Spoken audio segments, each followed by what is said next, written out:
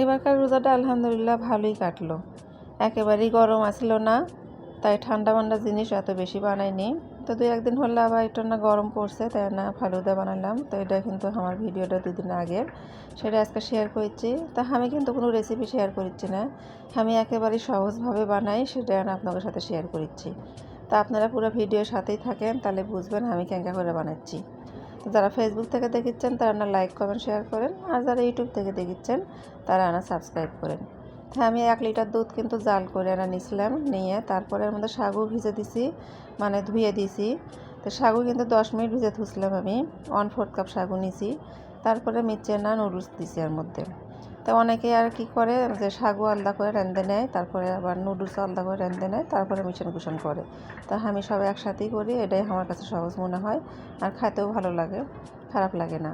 তারপরে 1 কাপ চিনি দিয়ে দিছি, আমি একটু মিষ্টি না কম খাই, তাই না কমই দিছি, যাই জিনকে খাবি সিনকে করে ফেলবি। তারপরে দিয়ে দিন এর মধ্যে 1 কাপ গুঁড়া দুধ। গুঁড়া দুধটা দিলে না খাতে কিন্তু ক্রিমি ভাব হয়। তারপরে দিয়ে দিস এর মধ্যে না ভ্যানিলা এসেন্স, তো ওটা না স্কিপ হয়ে গেছে, তা আপনারা না দিয়েন, ভাল লাগবে কিন্তু। জাল করা হয়ে গেছে, আমি নাইমা দিয়ে দিছি। ঠান্ডা হয়ে গেলে তারপর ফ্রিজে থুসনো, ফ্রিজের থেকে নিয়ে আসনো, নিয়ে এসে এখন এই যে এর মধ্যে ফলমূলগুলো মিশানো। তা আমার কাছে কিন্তু ফালুদাটা ফলমূল দিয়ে ভাল লাগে না, আইসক্রিম দিয়ে ভাল লাগে। তো আমার ছোলপোলা আবার ফলমূল দিয়ে পছন্দ করে, তাই মিচ্ছে না করে সব রকম ফল দেওয়ার জন্য চেষ্টা করছি। যার ঘরে জিঙ্কা আছে ওনকে ফলমূল দিলেই হবে, কোনো সমস্যা নাই।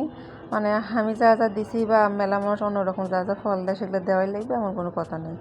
যে কোনো খাবারই আসলে নিজের দিয়ে আমি জিঙ্কা পারবো সিঙ্কা করেই করবো। তো ফলমূলগুলো উপরে কাটাকাটি করার পর উপরে দিয়ে দিচ্ছি, ডেকোরেশন করে নিচ্ছি, আর ছবি টবি তোলা লাগবে, সুন্দর দেখা যাবে, তাই সুন্দর করে সাজা নিন। তো সাজান গোজান হয়ে গেছে, ছবি তোলাও হয়ে গেছে, এখন পরিবেশন করছি। মানে আমার 2 ছেলে খাবার দেবো, তাই বাটির মধ্যে না তুলে দিচ্ছি। তো বাটির মধ্যে তুলে নেওয়ার পরেও আবার না দিয়ে দিলাম ফলমূল, সাজগোজ করে দিলাম এই 2টা করে না দিয়ে, দেখেন কি সুন্দর দেখা যাচ্ছে ফালুদা 2 কোনা।